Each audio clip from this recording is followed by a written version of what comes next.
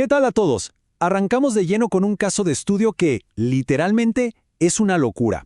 Hoy vamos a desmenuzar el viaje de un inversionista que empezó desde cero y logró algo que suena casi imposible: armar un portafolio de 9 propiedades en tan solo 8 meses. Y lo mejor de todo es que tenemos los números reales sobre la mesa, cero secretos. Veremos exactamente la estrategia que usó, los errores que le costaron carísimo y las lecciones de oro para generar verdadera riqueza. A ver, entremos en materia con este número, $300,000. Esa es la meta de plusvalía o patrimonio que este inversionista se propuso para su mismísimo primer año. Es una cifra que nos hace abrir los ojos de inmediato, ¿verdad? No estamos hablando de meter unos pesitos a una cuenta de ahorro tradicional a ver qué pasa. Hablamos de una estrategia súper agresiva en bienes raíces. Y vamos a ver cómo los datos, por más locos que suenen, terminan respaldando esta meta tan ambiciosa. Para no perdernos, esta es nuestra hoja de ruta. 1. De novato a inversionista. 2. Financiamiento por el vendedor. 3. El gran cambio de estrategia. 4. Los mejores y peores tratos. Y 5. El camino hacia el millón. Todo sigue una evolución súper lógica, así que vamos paso a paso. Sección 1. De novato a inversionista. Los primeros 8 meses. Para poner todo en contexto, hay que entender que este inversionista no heredó una fortuna ni mucho menos. Su historia es la de un emprendedor, dueño de una empresa de limpieza comercial bastante exitosa que le permite incluso estar viajando a España. Pero, y aquí está la clave absoluta de su mentalidad, en lugar de agarrar esas ganancias y quemarlas en viajes de lujo o autos deportivos, decidió redirigir ese flujo de caja de manera agresiva hacia los bienes raíces. Su norte siempre fue clarísimo: generar riqueza real a largo plazo comprando estas 9 casas en tiempo récord. Pasamos a la sección 2. Financiamiento por el vendedor, siendo el banco. Ok, es súper importante que tengamos este concepto clarísimo antes de ver el dinero. El financiamiento por el vendedor significa que el inversionista repara la propiedad, pero en lugar de pedirle al comprador que vaya a rogarle por un préstamo a un banco tradicional, él mismo se convierte en el banco. Recibe un pago inicial o un enganche directamente en sus manos y a partir de ahí cobra mensualidades con intereses. Es una jugada maestra. Ahora, lo que realmente vuela la cabeza de esta tabla es la tremenda eficiencia del modelo. Si nos fijamos en el efectivo invertido, de su propio bolsillo salieron unos $15,000 por cada casa, más o menos. Pero al venderlas bajo sus propias reglas, como el banco, generó inmediatamente $44,000 de patrimonio en la primera y $35,000 en la segunda. Y por si fuera poco, amarró un flujo de caja mensual de más de $450 constantes por propiedad. Un retorno brutal.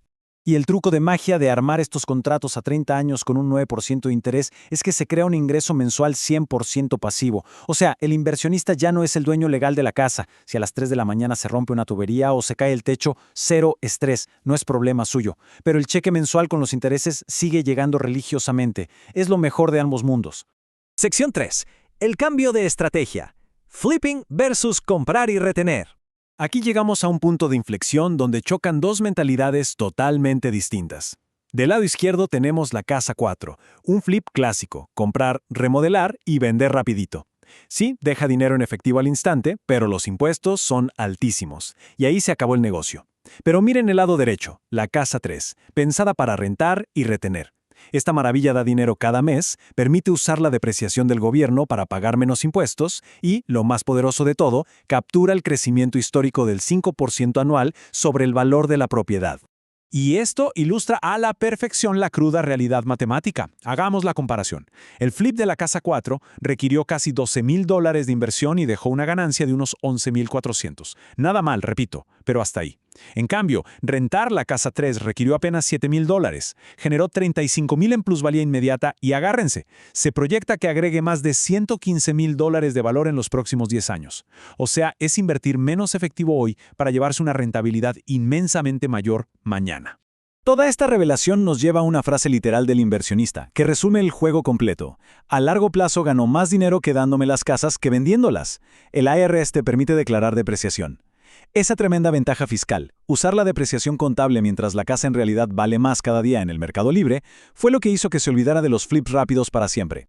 Sección 4. Mejores versus peores tratos, las crudas realidades de los bienes raíces. Tienen que ver el contraste en esta tabla porque es impactante.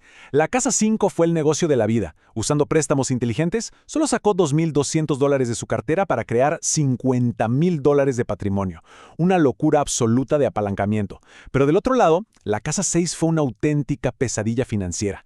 Se tragó $80,000 en remodelaciones sorpresa y dejó atrapados $30,000 de capital líquido para apenas igualar esos mismos $30,000 en patrimonio.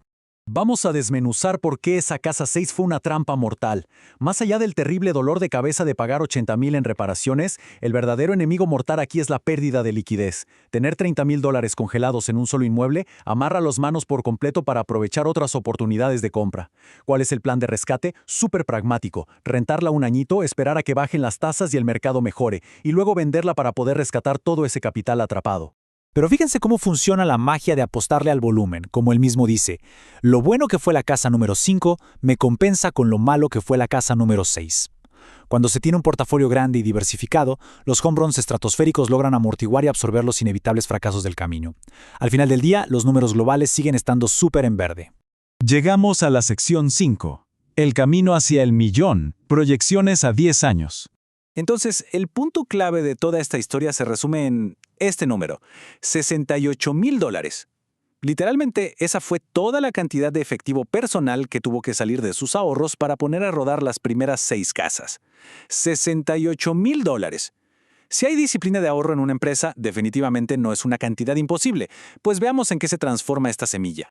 Esta gráfica es simplemente hermosa. La primera barrita son esos 68,000 iniciales. Con puras mejoras y el refinanciamiento, la segunda barra muestra cómo ese dinerito se convirtió casi de inmediato en $200,000 de patrimonio. Es prácticamente un 200% de retorno.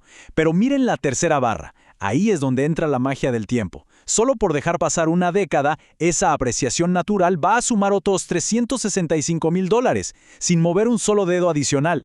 Vamos a ver cómo escala todo esto si metemos el paquete completo. Si agregamos las casas 7, 8 y 9 que aún están en proceso, la inversión personal total va a llegar a unos $106,000.